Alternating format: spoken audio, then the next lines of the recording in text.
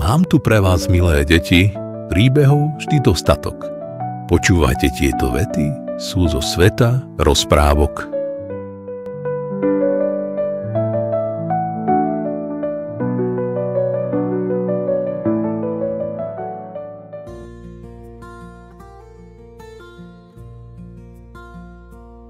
Indiánske prázdniny. Na brehu širokej, tajúplnej rieky vyrástol malý tábor, v ktorom sa cez prázdniny ubytovali deti túžiace po dobrodružstvách. Tieto prázdniny neboli len tak hociaké. V tábore každý deň ožívali hry na indiánov. A kto chcel, naučil sa stavať malé típy, zakladať oheň bez zápaliek či potichu stopovať zvieratá v hustom poraste lesa. Ráno v tábore sa vždy začínalo slávnostným indiánskym pozdravom. Deti sa potom rozdelili do skupiniek. Niektorí pomáhali stavať típy pod dozorom skúsených vedúcich, iní sa učili robiť bezpečný ohník, aby na ňom mohli opekať chlieb či slaninu. A ďalší zas nasadli do indiánskeho kánoe, pomaľovaného veselými znakmi, aby sa zdokonalili v splavovaní pokojnejšej časti rieky. Medzi týmito deťmi boli aj dvaja nerozluční kamaráti, Samko a Peťko. Radosť z dobrodružstiev sa im však čoskoro zdala priveľmi krátka a túžili po väčšej výzve.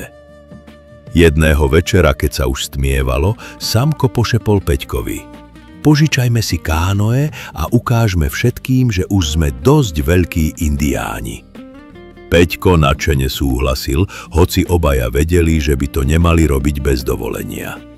Potichu sa vykradli z tábora a postrčili kánoe do rieky.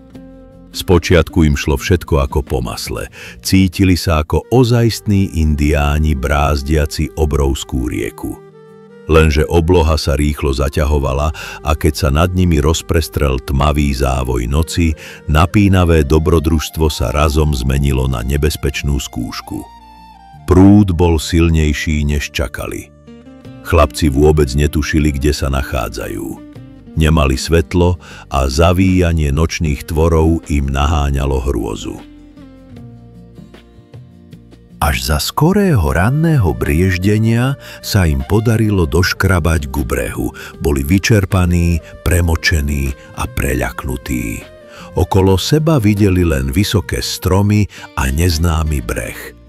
Snažili sa kráčať po stopách v lese, ale stopy nikam neviedli. Blúdili celé hodiny.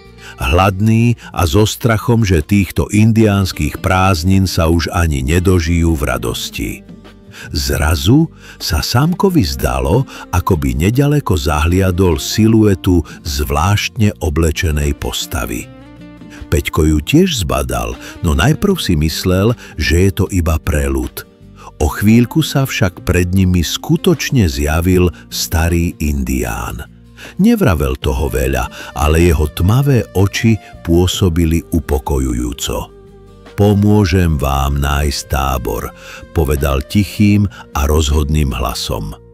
Chlapci najskôr nevedeli, či môžu veriť cudziemu človeku. Stále mali pocit, že je to len prízrak.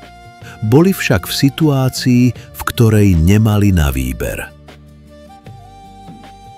Vybrali sa teda na spoločnú púť hustým lesom.